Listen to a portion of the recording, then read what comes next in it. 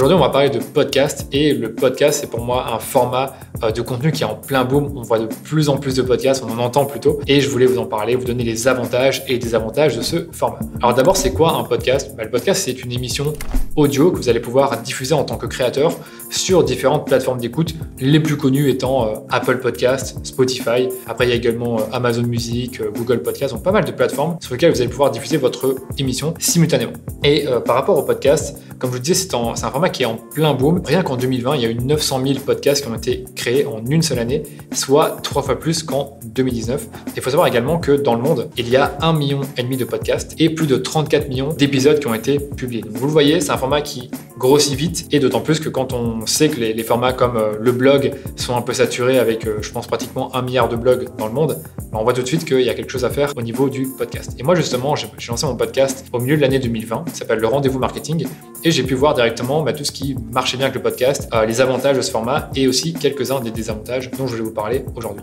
Le premier avantage du podcast, c'est que c'est un contenu qui est assez simple à produire. Donc, par exemple, quand vous voulez écrire un article de blog, vous avez besoin d'un site WordPress, vous devez avoir votre thème, vous devez écrire, faire attention à l'orthographe et plein de choses comme ça. Et avec le podcast, finalement, vous avez juste à vous enregistrer. Donc, pour vous enregistrer, vous avez besoin d'un micro. Moi, j'ai commencé avec un micro Blue Yeti qui m'a coûté, je pense, 100 €. Ça va permettre de faire le job, d'avoir un enregistrement de qualité. Et après, une fois que vous avez fait ça, vous avez juste à publier sur la plateforme d'écoute. Donc, pour moi, c'est déjà le premier gros avantage, c'est que c'est un contenu très simple à produire et à publier, comparativement, par exemple, à une vidéo YouTube ou même un article de blog. Comme pour une vidéo, on peut recycler nos épisodes de podcast. Donc, admettons que vous faites un épisode d'1 heure, vous allez faire plein de petites capsules que vous allez pouvoir publier ailleurs sur les réseaux ou même sur votre propre podcast. Donc ça, c'est plutôt cool aussi, c'est qu'on peut recycler facilement un contenu audio. Troisième avantage du podcast, c'est qu'on peut facilement rencontrer des personnes avec qui on aimerait parler et surtout leur donner une raison de venir nous parler. Parce que si on invite quelqu'un à parler sur un podcast, c'est toujours plus intéressant pour la personne de venir sur un podcast, d'avoir des personnes qui vont l'écouter en retour et qui vont lui parler, qui vont s'intéresser à son travail. Donc d'office, pour moi, c'est un bon moyen d'approcher des personnes que vous connaissez pas, que vous respectez, que vous admirez et développer une relation avec eux, développer votre réseau et surtout avoir un effet de promotion croisé. Parce que si moi j'ai sur votre podcast, je pourrais en parler sur mes réseaux, ce qui vous ferait de la visibilité en plus. Et le dernier avantage pour moi du podcast, c'est le plus connu, c'est que votre public cible peut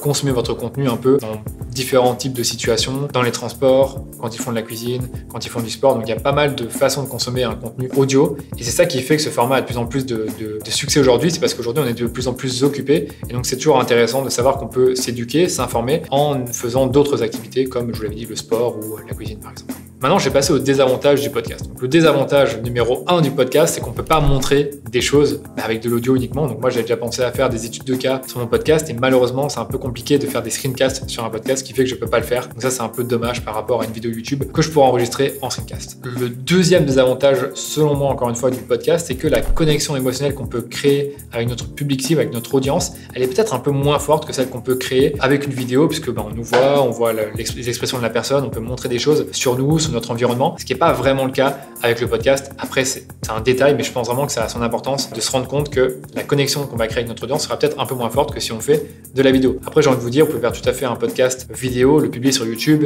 et également le publier sur Apple Podcast ou sur Spotify. Troisième désavantage, et c'est par rapport au recyclage du contenu. Donc, vous avez dit qu'on peut facilement prendre un épisode de podcast, le découper en différents micro-épisodes et les publier. Le problème, c'est que c'est pas un contenu qui marche bien sur les réseaux. C'est-à-dire que c'est un contenu que vous pouvez publier, c'est pas ce qui a le plus de succès. Par contre, une vidéo, vous allez pouvoir la découper en différentes micro-vidéos et ça marche très bien sur des plateformes comme Instagram, YouTube un peu moins, je pense que vaut mieux avoir une vidéo plus longue, plus complète. Mais en tout cas, sur Instagram, ça marche bien. Ça, c'est plutôt cool quand vous faites de la vidéo, c'est de reprendre des parties de votre vidéo, de les mettre sur Instagram ou d'autres plateformes, alors que sur le podcast, vous pouvez le faire, mais c'est moins efficace que la vidéo. Et le dernier désavantage du podcast, selon moi, c'est que j'ai l'impression que c'est plus dur de faire des call to action, donc des appels à l'action après un épisode ou même pendant, parce que votre audience, elle est là pour écouter votre contenu, elle est peut-être en déplacement, elle est peut-être en train de faire autre chose, et donc les rediriger vers votre site, c'est peut-être un peu plus compliqué que pour une audience qui va peut-être regarder des vidéos ou lire des articles de blog.